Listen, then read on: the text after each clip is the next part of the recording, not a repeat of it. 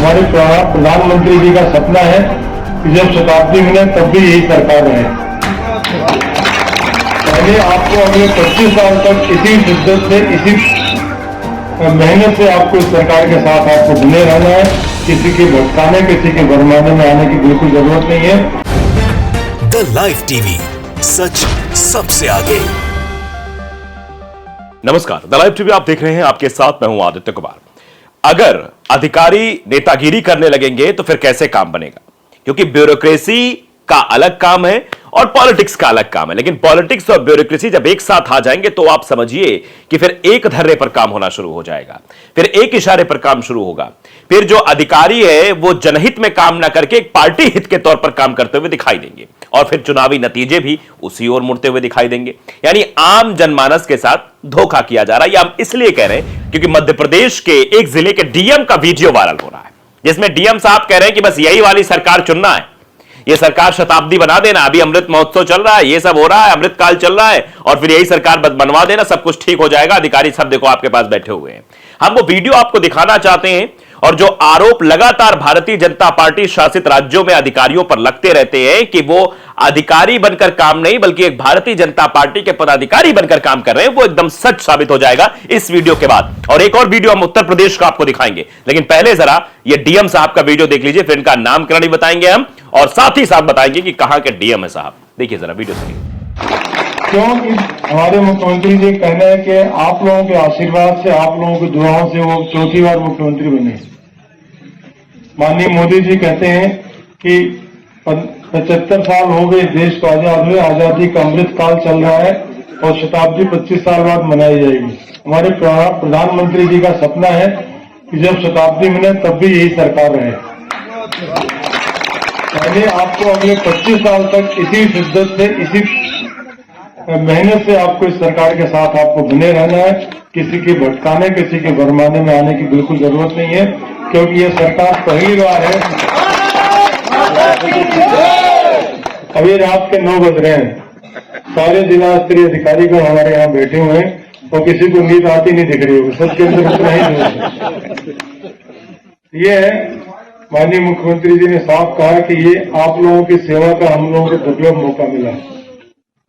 जब हम नौकरी में आए थे बहुत सारे लोग हमारे साथ पढ़ाई। तो सुन लिया आपने, ये पन्ना जिले के हैं, पन्ना जिले के कलेक्टर साहब हैं और कलेक्टर साहब को यह तक ज्ञान नहीं है कि जहां पर खड़े होकर एक पार्टी के लिए वोट मांगने का काम कर रहे हैं वहां आम जनता बैठी हुई है।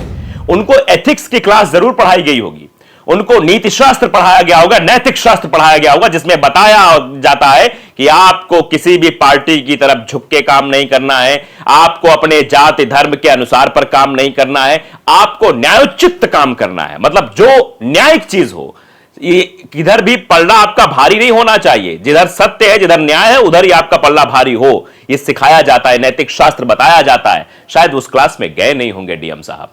डीएम साहब को पता नहीं किसी पार्टी के लिए आप वोट नहीं मांग सकते हैं, आप ये नहीं कह सकते कि इस पार्टी को जिताइए, इस पार्टी की सरकार हमेशा बनाइए। लेकिन शायद डीएम साहब ये भूल गए। अब इस वीडियो को काश ने ट्वीट किया है, उन्होंने लिखा है बाकायदे इस वीडियो को ट्वीट करते हुए कि अगले 25 साल तक ये भाजपा सरकार यहां रहेगी। मतलब ये भाजपा सरकार 25 साल तक रहेगी, ये ब्यूरोक्रेसी का कहना है। आपको किसी के भटकावे और भुलावे में नहीं आना है। पन्ना कलेक्टर संजय मिश्रा, तो संजय मिश्रा साहब है जो पन्ना के कलेक्टर हैं, वो ये कह रहे हैं। विकास यात्रा के दौरान आमानगंज की सभा में बोले डीएम, पंचायत चुनाव के दौरान एक पार्टी का समर्थन करने पर जबलपुर हाईकोर्ट ने इन पर तल्ख टिप्पणी भी की थी। यानी आप समझिए ये पहले से ही विवादित रहे हैं। संजय मिश्रा जी इसके पहले पंचायत चुनाव के दौरान एक पार्टी का समर्थन कर रहे थे। तो अब जरा बताइए कि पन्ना जिले में जब विधानसभा चुनाव की वोटिंग होगी और इनको पंचायत अधिकारी बनाया जाएगा, निर्वाचन अधिकारी, क्योंकि डीएम कोई बनाया जाता है आमतौर पर, आप जानते हैं कि डीएम ही जिला निर्वाचन अधिकारी होता है जिले का। तो ये जब निर्वाचन अधिकारी रहेंगे तो किस तरीके से काम करेंगे? क्या आपको लगता है कि निष्पक्ष होकर यह काम करेंगे? क्या ये वाकई में जनता के हित के लिए काम करेंगे? ये सवाल बना हुआ है। और ये सवाल इसलिए भी है कि अगर एक पार्टी समर्थित एक ब्यूरोक्रेसी, एक बड़ा अधिकारी, एक आईएएस अधिकारी हो जाएगा तो भैया फिर तो एक ही पार्टी की चलनी है। पन्ना जिले में कोई और पार्टी का नेता विधायक बन ही नहीं सकता है, सब भारतीय जनता पार्टी खेमे में जाने वाला है। और इस तरीके से प्रचार करके इन्होंने बता दिया कि अन्य जिलों के जो और डीएम है और ब्यूरोक्रेसी में सम्मिलित अधिकारी हैं वो भी ये समझ लें कि वो भी अब भारतीय जनता पार्टी के प्रचार में लग जाए।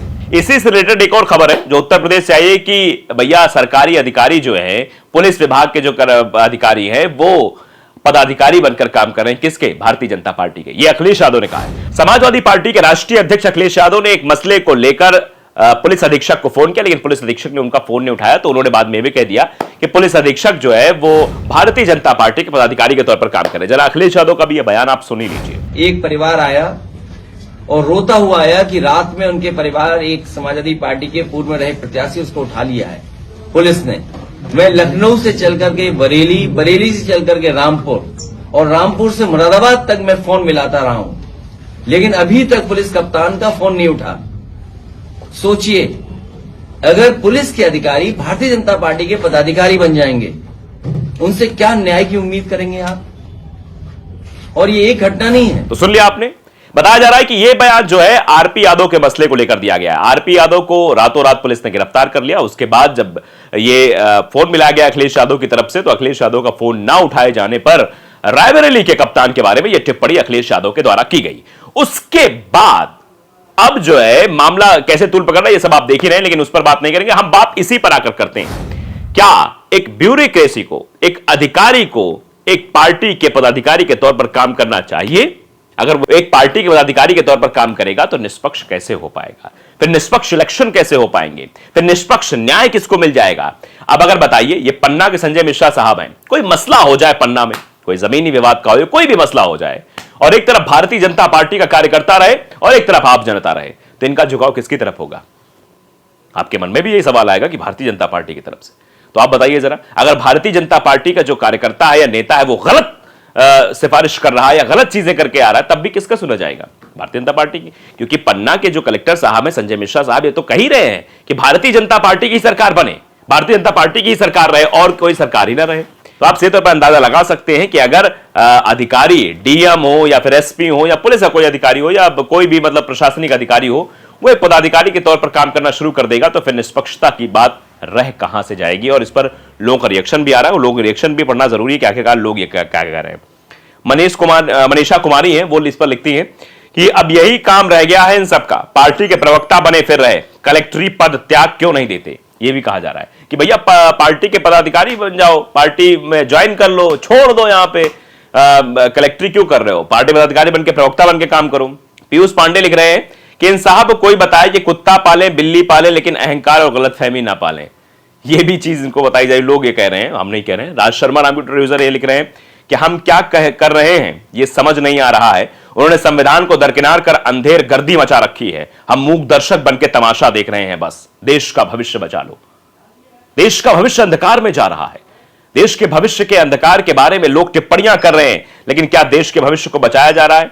क्या कुछ लोग हैं जो देश के भविष्य के बारे में चिंतित है? बिल्कुल नहीं, ऐसा देखकर तो शायद नहीं ही लगता है, क्योंकि अगर वाकई में भविष्य की चिंता होती तो इस तरीके से अधिकारियों का झुकाव एक पार्टी की तरफ ना होता। अधिकारी अपनी नैतिक जिम्मेदारी को निभाते हुए, निष्पक्षता का प्रमाण देते हुए और एक अच्छा काम करते हुए अपने यहां नजर आते हैं। लेकिन अगर इस तरीके से जो यात्रा निकाली जा रही है भारतीय जनता पार्टी के द्वारा, उस यात्रा में जो इस तरीके का प्रचार प्रसार करते हुए नजर आ रहे हैं डीएम पन्ना के, तो इसे आप अंदाजा लगा लीजिए इनकी मानसिकता भारतीय जनता पार्टी के प्रति है, और फिर न्याय की आप बात ही मत करिएगा।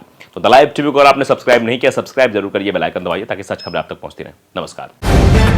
द लाइव टीवी, सच सबसे आगे।